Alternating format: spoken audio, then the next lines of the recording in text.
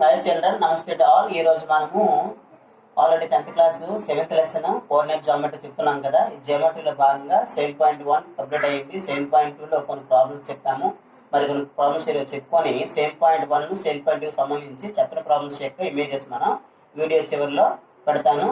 మీరు చేస్తుంటే చెక్ చేసుకుంటూ, లేకపోతే ఒకసారి చూసుకొని నోట్స్ ప్రిపేర్ చేసుకోండి. ఓకే, ఎగ్జాంపుల్ 14 చాలా ఇంపార్టెంట్ కాబట్టి చెప్తాం. Find the coordinates of the points of trisection of the line segment joining the points order pair 2 minus 2 and point B order pair minus 7 4.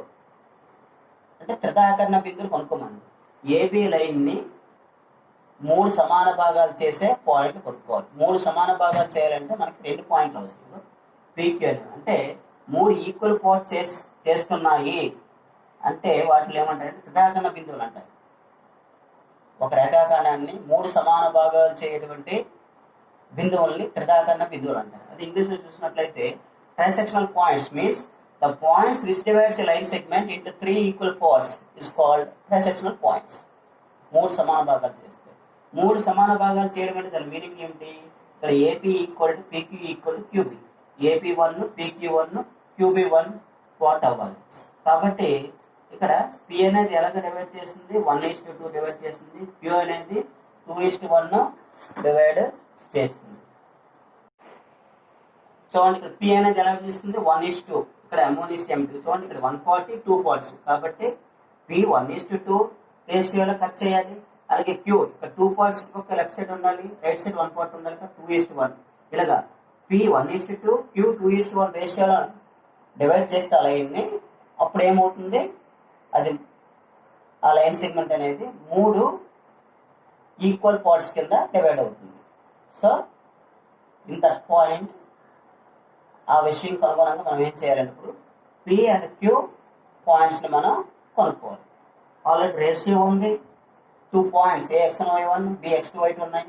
అలాంటప్పుడు ట్రైసెక్షన్ ఫార్ములా ఏమిటి? Trisection formula విభజన సూత్రము P(xy) equal to M1x2 plus M2x1 by M1 plus M2 M1y1 plus M2y1 by M1 plus M2. ఇది formula already తెలుసు. Mid formula మధ్య బిందు formula అయితే some of x ordinates పెట్టు, some of y ordinates పెట్టు. Centroid కేంద్ర boss గుర్తు కేంద్ర formula అయితే some of x ordinates with 3, some of y ordinates with 3. Already formulas మనకి గుర్తున్నాయి. సో ఈ ప్రాబ్లం ఈ ఫార్ములా యూజ్ చేసి దీంట్లో సబ్స్టిట్యూట్ చేస్తే అయిపోతుంది. అంటే ఇక్కడ మనం ఫైండ్ అవుట్ చేయవలసింది ఏంటి అంటే ఆ పీక్యూలు ఏ విధంగా డివైడ్ చేస్తాయనే విషయాన్ని మన మైండ్లో ఐడియా వస్తే ఈ ప్రాబ్లం అయిపోయింది. సో మనకి ఐడియా వచ్చింది. పిఏమో 1:2 రేషియోలో కట్ చేయాలి, క్యూఏమో 2:1 రేషియోలో కట్ చేయాలి. ఇలా కట్ చేస్తే వీటినే త్రిదాకరణ బిందువులు అంటారు. వీటిని ట్రైసెక్షనల్ పాయింట్స్ అంటారు. సో మనకైతే ఎలా కట్ చేయాలి తెలిసింది కాబట్టి వేసేద్దాం. P(xy) ఈ పి కావాలంటే 1:2 రేషియో వేయాలి. కాబట్టి 1:2 రేషియో కాబట్టి M1 ప్లస్ M2 1 ప్లస్ 2, ఇక్కడ M1 plus M2 1 plus 2 1 M1x2. So M1 ప్లస్లో 1, M2 ప్లస్లో 2, M1 ప్లస్లో 1, M2 ప్లస్లో 2 మనము వేయాలి. So 1 into x2 minus 7, 2 into x1 ఎంత ఉంది? x1 2 ఉంది కాబట్టి 2 ఇంటూ 2 M1y2 M1 1 y2 ఇక్కడ ఉంది y2 4, M2y1 2 into y1 2. So ఇలా వేసాం. దీన్ని సింప్లిఫై చేస్తే 1 into -7 2 2s are 4 -7 and 4 -3 by 3 and 1 into 4 4 2 into -2 -4 4 0. So 0 by 3 -3 by 3 is -1, 0 by 3 is 0. So one point P equal to 1 point P is -1 0. 1 point వస్తుంది. ఇది ఎలా divide చేస్తుంది? 1:2 రేషియోలో divide చేసి పాయింట్ వస్తుంది. నెక్స్ట్ క్యూ ఫైండ్ అవుట్ చేయాలి. Queue అనేది ఎలా డివైడ్ చేస్తుంది? 2:1 కాబట్టి ఇక్కడ M1 ప్లస్లో 2 వేయాలి, M2 ప్లస్లో 1 వేయాలి. అంటే M1 ప్లస్లో 2 వేయాలి, M2 ప్లస్లో 1 వేయాలి. M1 ప్లస్లో 2 వేయాలి, M2 ప్లస్లో 1 వేయాలి. 2 + 1 2 + 1 2 into 1 into 2 into 1 into same year కాబట్టి M1 x2 ఆల్రెడీ ఇక్కడ x2 వేసాం -7 m2 x1 ఇక్కడ x1 ఆల్రెడీ వేసాం 2 m1 y2 y2 ఆల్రెడీ ఇక్కడ వేసింది 4 m2 y1 ఆల్రెడీ వేసింది -2 so 2 into -10 -14 1 2 z 2 2 into -4 2 into -14 plus 2 that means -12 sorry -12 and 2 into 4 8 1 into -2 8 -2 that means 6 12 by 3 3 4s are 12 so it becomes 4 3 4s are 12 3 4s are 12 finally we get q is -4 2 this is the point which divides AB into 2:1 ratio which divides AB into 2:1 ratio within what is called trisectional points means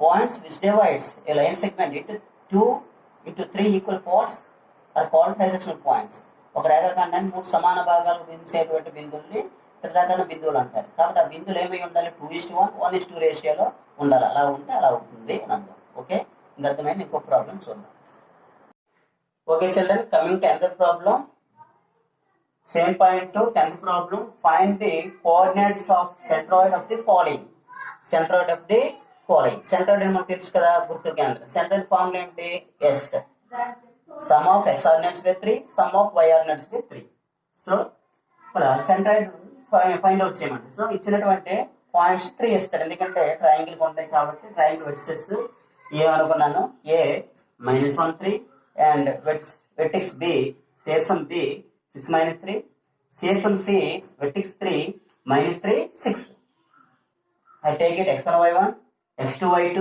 x3 y3 so formula is g of xy equal to order pair x1 plus x2 plus x3 by 3 and y1 plus y2 plus y3 by 3 so ఇట్లా substitute చేస్తాం చూడండి x1 ఎంత ఉంది -1 x2 6 x3 -3 -1 6 -3 y 3 -3 6 3 -3 6 minus numbers ని bracket లో పెట్టాను చూడండి ఇక్కడ -1 -3 total -4 so 6 -4 2 upon 3 so by 3 కాబట్టి by 3 2 by 3 అండ్ ఇక్కడ చూస్తే -3 + 3 cancel so 6 by 3 means 6 by 3 3 1s 3 2s so finally g of xy equal to 2 by 3 minus 3 g of xy coordinates of g of xy we get order pair 2 by 3 2 ఈ విధంగా simple గా centroid మనం formula కావాలంటే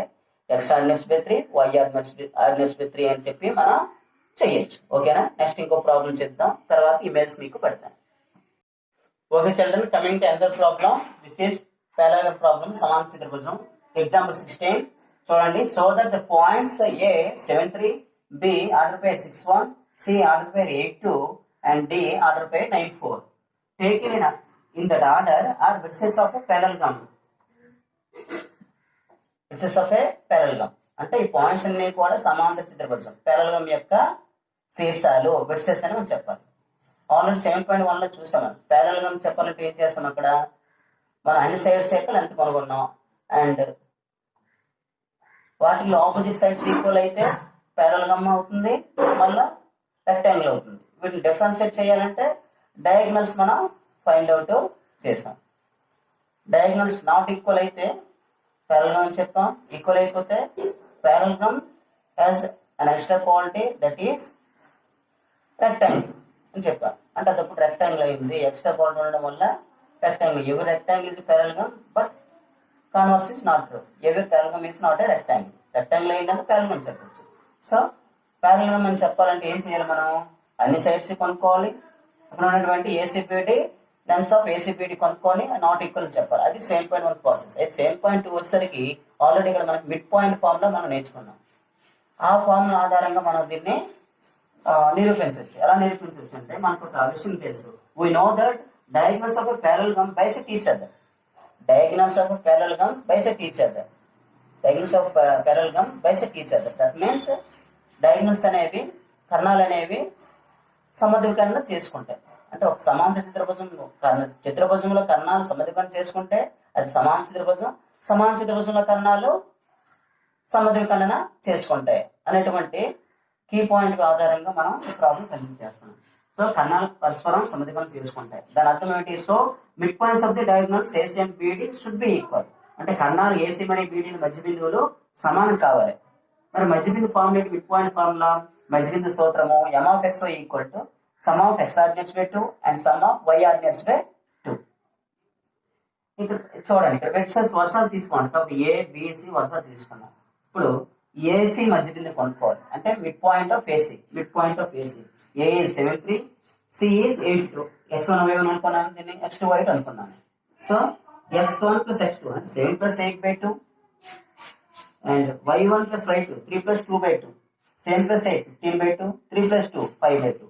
And again midpoint of BD, BD మధ్య బిందువు B 61, D 94. So x1 y1 x2 y2, x1 plus x2 6 plus 9 by 2 and 1 4, 1 plus 4 by 2, 6 plus 9 15 by 2, 1 plus 4 5 by 2. చూడండి, రెండు ఎలా వచ్చాయి? ఈ రెండు కూడా ఈక్వల్ గా వచ్చాయి, రెండు ఈక్వల్ గా వచ్చాయి. So we can decide. So hence mid points of AC equal to mid point of BC, mid point of AC equal to mid point of BD. AC మధ్య బిందువు బీడీ మధ్య బిందుకి ఈక్వల్ అయింది. ఎప్పుడైతే ఈక్వల్ అయింది మనం ఏం చెప్పొచ్చు? These vertices form పారలెగం.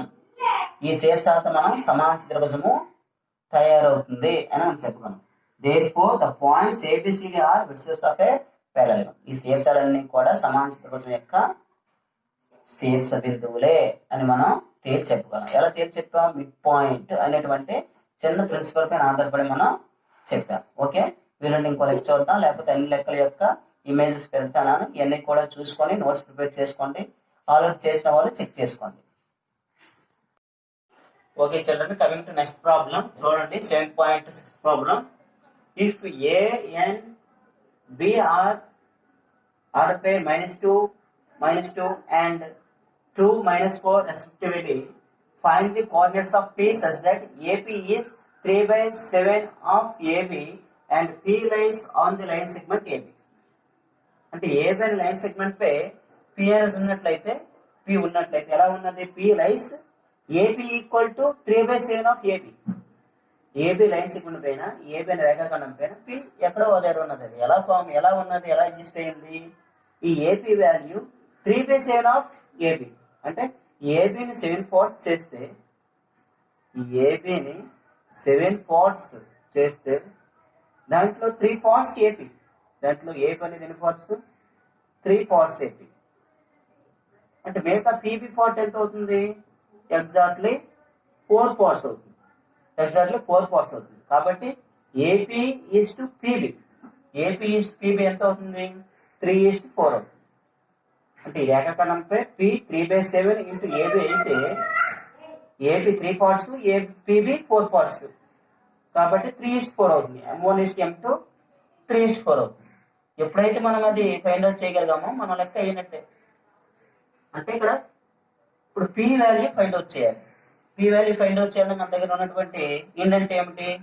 A x1 y1 B x2 y2 ఉన్నది, మళ్ళీ రేషియో M1:M2 ఉన్నది. సో ఫార్ములా, సెక్షన్ ఫార్ములా, విభజన సూత్రము. విభజన సూత్రం ఏమవుతుంది? M1x2 + M2x1 / M1 + M2, M1y2 + M2y1 / M1 + M2.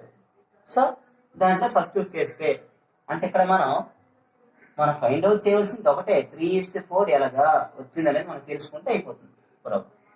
ఆ 3:4 అని మనకు తెలిసింది. ఎలా తెలిసింది? 3/7 కాబట్టి మిగతా 4 పార్ట్స్ పీబీ అవుతుంది. కాబట్టి పి అనేది ఎలా డివైడ్ చేస్తుంది? AP is PB is 3:4. So ratio M1 + M2 3+4, M1 + M2 3+4. ఇక్కడ 3+4 3+4 3 ఇంటూ M1 ఇంటూ x2. చూడండి, x2 2 ఉంది, 2 M2 ఇంటూ x1 -2 ఉంది. అలాగే M1 y2, M1 3, y2 -4, M2 into y1 చూడండి -2 ఉంది. సో ఇట్లా ఇంటూ చేయడం 3 2 6, 4 2 8, -8 + 6 -2, 3 4 -12, 4 into -2 -8, -8 -12 -20. So -2/7 -20/7 is the point P which divides AB into ratio 3:4. That is we can say AP equal to 3/7 of AB. 3/7 of AB. So ఈ విధంగా మనము problems అన్ని కూడా చేయొచ్చు. Totally 7.2 depends upon section formula, mid point formula and centroid. విభజన సూత్రము, మధ్యబిందు సూత్రము, కేంద్రవాద సూత్రంపై ఆధారపడినటువంటి లెక్క. ఓకే, ఇలా చేయండి. Thank you. నెక్స్ట్ 7.3 చూద్దాం. హాయ్ చిల్డ్రన్, ఇక్కడ 7.1 7.2కి సంబంధించినటువంటి ఎక్సర్సైజ్ ప్రాబ్లమ్స్ మీకు ఇమేజ్ రూపంలో ఇవ్వడం జరిగింది. ఇది చూసి మీరు రాసుకోండి. ఎవరైనా ఆల్రెడీ చేసి ఉంటే చెక్ చేసుకోండి. Thank you. జాగ్రత్తగా వీక్షించండి. Thank you for subscribing.